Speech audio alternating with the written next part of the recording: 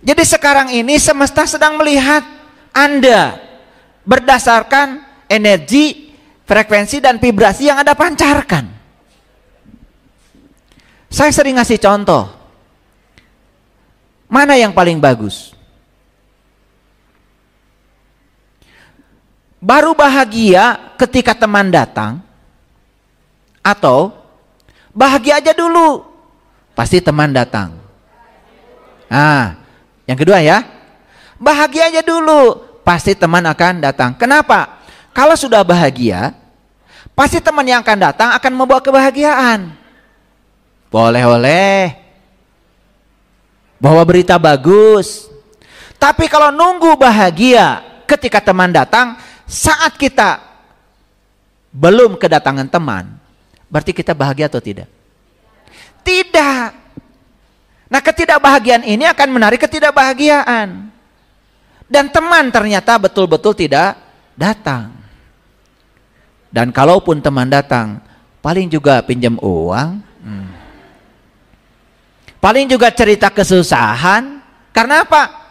Dan selama ini kita mengira mereka yang datang kepada kita itu datang kebetulan. Tidak ada. Di semesta tidak ada potongan peristiwa. Semua satu kesatuan. Dan semua yang datang dalam kehidupan kita, kita sendiri yang telah menariknya.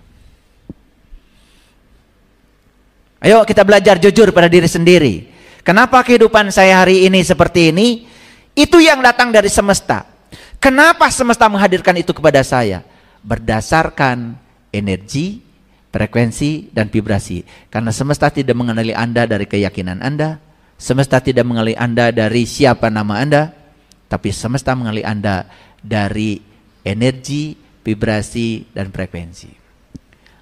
Lalu kenapa ada agama?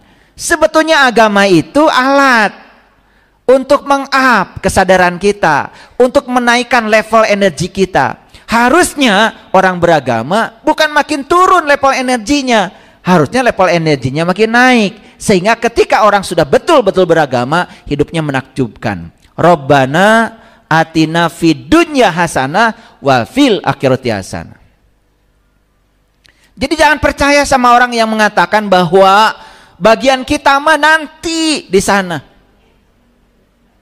Jangan percaya sama orang mengatakan begitu. Itu sudah menyalahi doa yang disampaikan oleh Allah. Doa yang disampaikan oleh Allah kan dua. Fid dunya hasanah wa fil akhirati hasanah. Harusnya orang beragama sejahtera lahir dan batin. Nah, kenapa saya beragama tidak menaikkan level kesadaran? Karena ternyata semesta mengenali kita bukan apa agama kita, tapi semesta mengenali kita energi, frekuensi, vibrasi yang kita pancarkan pada semesta. Dan itu memang bisa dibangun oleh agama kalau belajar agamanya benar. Tapi kalau belajar agamanya malah justru menurunkan kesadaran, malah beragama jadi ruwet, malah beragama jadi pikiran malah banyak negatifnya. Makanya sampai hari ini saya tidak pernah mengajarkan agama berdasarkan reward and punishment. Saya tidak pernah mengajarkan agama yang banyak ancaman. Saya tidak pernah mengajarkan agama yang banyak, ya, kalau ini nanti gini, kalau ini nanti gini. Saya tidak pernah begitu. Karena sudah jelas di hadis yang saya bacakan di minggu yang kemarin, Rasulullah bersabda, beliau diutus ke dunia ini bukan untuk merusak. La ta'anan wala la'anan, dan bukan untuk melaknat. Tahu melaknat? Melaknat itu menyampaikan kata-kata buruk pada orang lain yang kita benci. Hati-hati itu melaknat. Makanya doa Rasulullah indah sekali.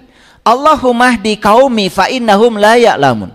Ketika orang lain memperlakukan buruk pada beliau, malah didoakan, ya Allah, tunjukkanlah dia, berikanlah hidayah pada dia. Dia melakukan itu semata-mata karena dia tidak tahu. Tidak ada laknat dari mulutnya.